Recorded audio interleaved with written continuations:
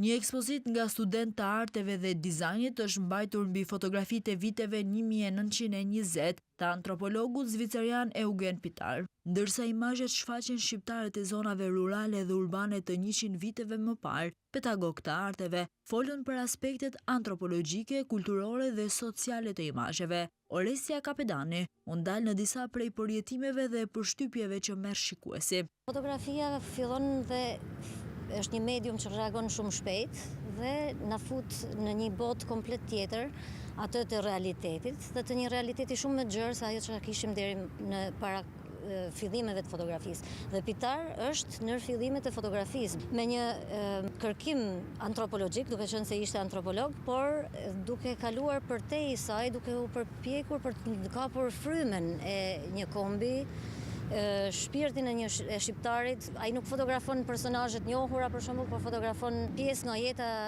e përditshme. Një material filmik tregoi imazhet e Pitar dhe një vështrim të studiuesve që kanë hulumtuar punën e tij në Shqipëri. Ndërsa fotografitë tashmë janë ekspozuar pranë piramidës, ambasadorja Ruth Huber, studiuesi Luan Rama dhe kuratori Elton Koritari vlerësuan humanizmin, diplomacinë dhe avokatinë që Pitar bëri për Shqipërinë në vitet e vështira të vitit 1920.